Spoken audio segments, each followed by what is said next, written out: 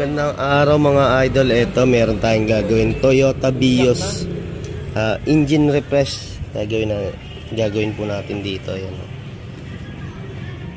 Ilinisin natin intake manifold, throttle body. Tanggalin natin yung battery mga idol para safe.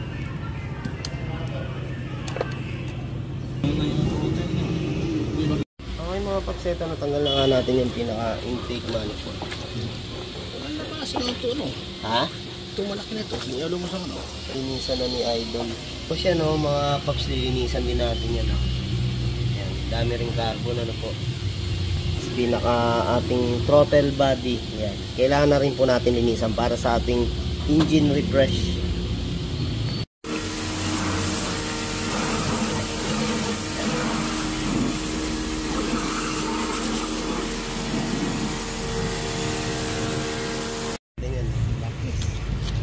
Tinatanggal namin yung mga carbon and ayan, mga langis na namuo.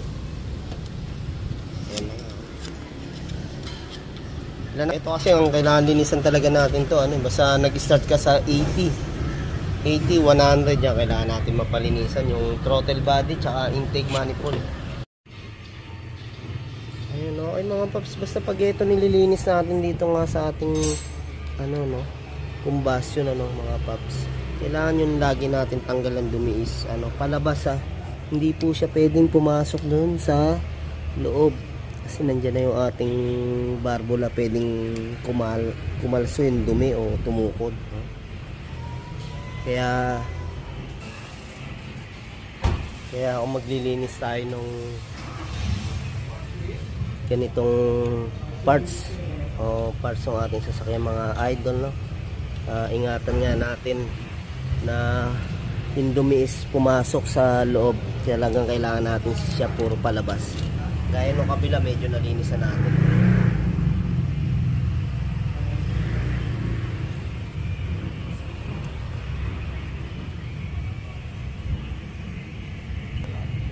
Kasi napakaganda nga nito mga paps na nalilinisan tong ating hindi umabot sa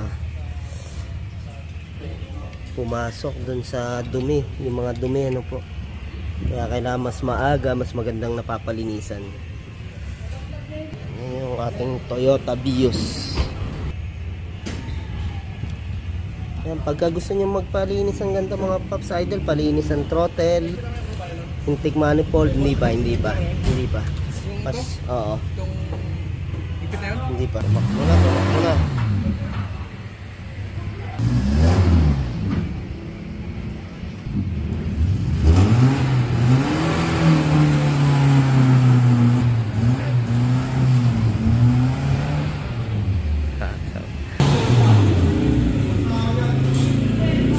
Over na maliit.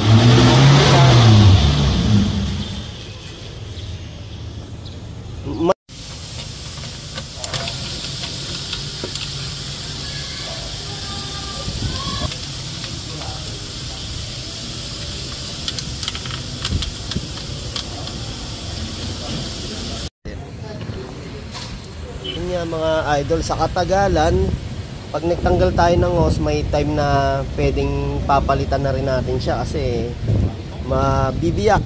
Yan, hindi pwedeng walang singaw Kaya eto nga, nakakuha tayo ng pamalit. Kaya yan, eto na yung ating sa sobrang lutong mga idol. Okay mga paps, na ikabit na nga natin yung intake manifold tsaka ating throttle body. I-start na po natin itong Toyota Vios Yan. Bali, inon lang muna natin siya kanina para mag-reset. Ngayon i-start na po natin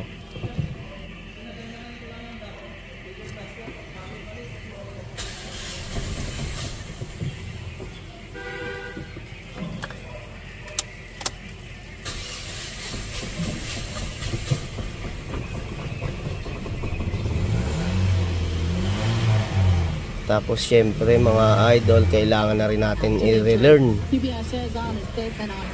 I-relearn na rin po natin siya para ma-reset naman yung ating computer. Ayan. Kailangan nasa normal tayo na 8 lang or 7 yung pinaka-minor natin.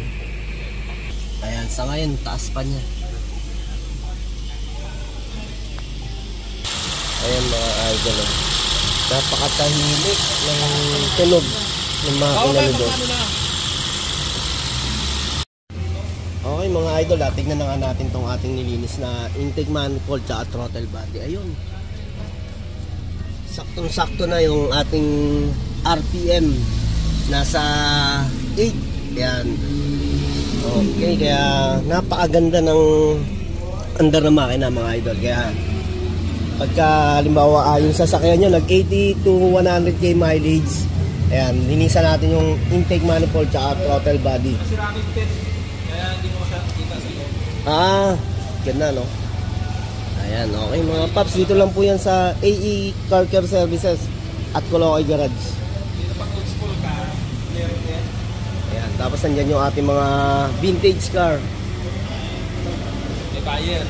Oh, may buyer na, magkakapera tayo dito. Akala mo ano. Maambunan tayo dito ni Idol. Kaya mga paps, yan, kami din nagme-maintain yan pagdating sa mechanical, no. Ito mga vintage natin. Okay, thank you.